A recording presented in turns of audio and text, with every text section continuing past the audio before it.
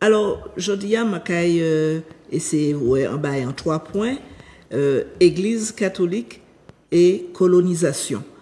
Qui rôle l'Église catholique dans la colonisation? Moi, je pense que c'est un qui a intéressé tout le monde. Hein. Alors, moi, mon historien, moi, qui travaille dans le passé, dans l'histoire même de la Martinique. Donc, moi, je pense que ni des points qu'il faut que mettez à plat pour ces Martiniquais. Donc, pour savoir que l'Église, c'est l'Église catholique, romaine, apostolique, bon, il faudra expliquer tout ça. Au moment où la colonisation qu'a dirigé vers les Amériques, qu'a prend part à grande aventure, il prend part dans la colonisation du bassin méditerranéen, mais il prend part à l'aventure de la colonisation vers les Amériques. Alors, Pouchi, parce que bon, les papes là qui étaient là à l'époque là, c'était des papes qui tenaient des liens et puis les royaumes d'Espagne et du Portugal et yokai autorisé les aventuriers, colons, etc., à aller vers ces pays d'Amérique là, ces pays nouveaux là, pour coloniser. Yokai baillent en quelque sorte l'autorisation de coloniser, d'exploiter et de mettre en esclavage ce qu'ils vont trouver. Parce que pour eux, ces gens-là, c'est des païens, c'est des gens, comme on n'a pas ni la même religion et puis eux, donc ces gens-là considérés comme des païens. Et Yoka dit ces aventuriers, allez-y et contrôler les terres, soumettre les populations et convertir au christianisme. Alors, mais c'est pas des bagailles qui fait comme ça en l'air, c'est des bagailles qui fait et puis à partir de décrets, 3 décrets importants. Il y a qui est ça des bulles papales, mais nous avons dit des décrets pour que ces gens-là bien comprendre, qui a daté du 15e siècle. En premier, il y a crié, pas m'en fait latin jusqu'en première, mais ça loin petit brin, Dum Diversas en 1452. Ensuite, deuxième là, c'est Romanus Pontifex, c'est du pape Nicolas V qui a approuvé l'esclavage de la population noire d'Afrique. Et puis, il a dit succinctement, m'en relever 2 petites phrases, nous vous accordons, il a dit ça au roi d'Espagne et du Portugal, de par notre autorité apostolique, permission complète et libre d'envahir, de rechercher, de capturer et de soumettre les païens et tous les autres incroyants et ennemis du Christ et de réduire leur personne en servitude perpétuelle. Ça qui est toujours étonné, moi, les ça, les fait étude, moi, c'est que comment on peut disposer d'un bail qui pataille, dire, vous pouvez aller et puis prendre, mais il pata, on peut pas disposer. Bon, en fait, ça m'a toujours semblé un petit peu difficile à comprendre. Et puis, il y a une 3e bulle papale là, Inter Caetera de 1493 du pape Alexandre VI, qui accorde au roi du Portugal et au roi très catholique d'Espagne la permission de conquérir les pays des infidèles, de soumettre leurs habitants et de les réduire en esclavage. Alors, au départ, c'est les Espagnols et puis les Portugais, mais les autres pays européens qui ont entré dans ça, c'est-à-dire le Royaume-Uni et la France, et puis la Belgique. Alors, il a autorisé la conquête espagnole en Amérique et dans les Caraïbes. Alors, il justifie la prise de possession à perpétuité. Et Macali Bazot, l'autorité, en invoquant l'autorité du Dieu Tout-Puissant et en encourageant la conversion des autochtones. Nous vous sollicitons avec insistance de croire que vous devez engager les peuples qui habitent ces îles et ces continents à embrasser la religion chrétienne. Les nations conquérantes devrait s'efforcer en priorité de faire en sorte que la foi catholique et la religion chrétienne soient glorifiées, accrues et répandues partout, que les nations barbares soient renversées et amenées à la foi. Donc, les yoka mettaient en avant ces bulletins qui mettaient en avant certaines théories que yo appelé la théorie de la découverte. Yoka mettait aussi en avant l'idée de terre vide. Alors pour eux, un endroit occupé qui n'est pas occupé par des chrétiens, c'est un lieu à prendre. C'est-à-dire que pour eux, occupation ne veut pas possession. Donc c'est occupé par des païens, donc ça peut être pris.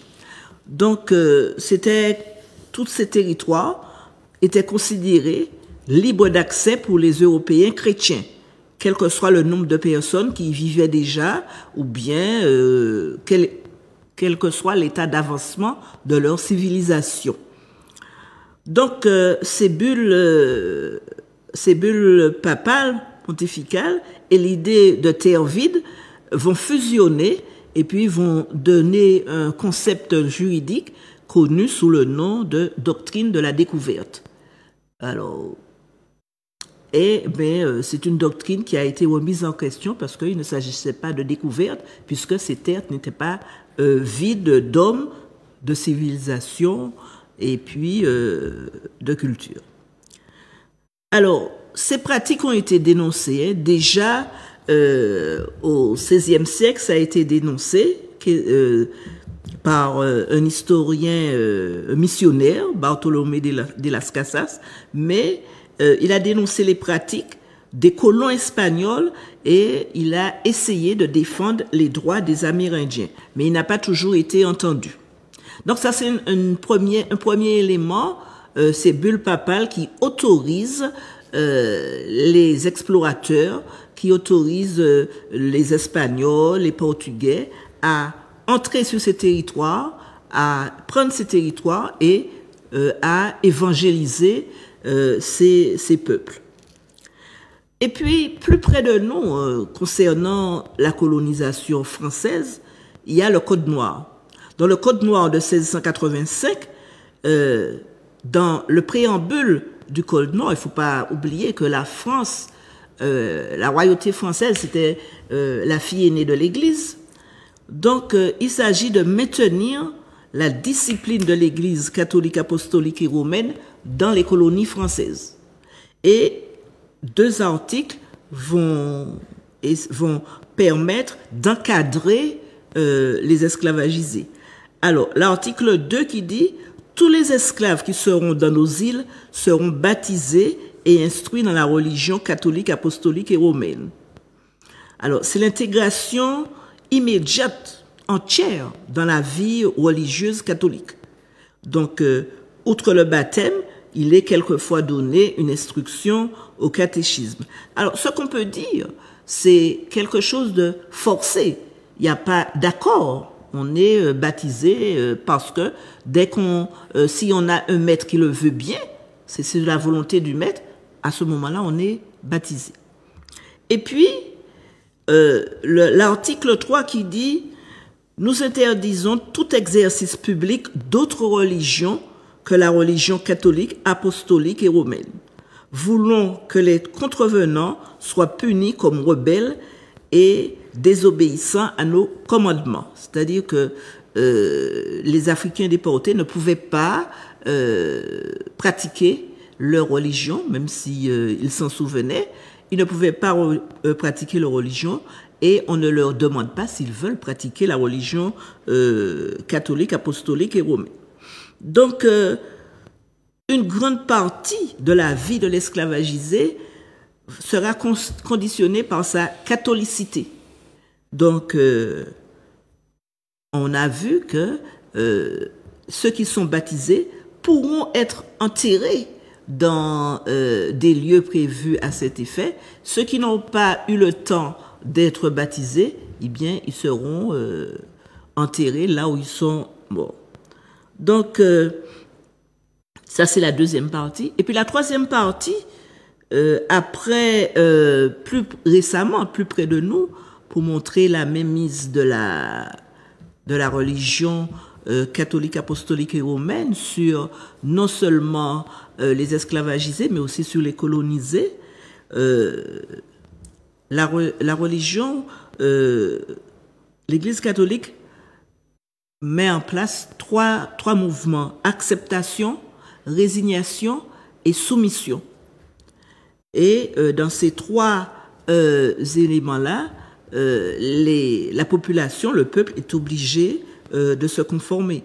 Bon, très souvent, les gens pensent que ils ont librement accepté, mais ils n'ont pas librement accepté. Ça a été imposé au départ à leurs ancêtres, et puis bon, les choses ont continué comme ça.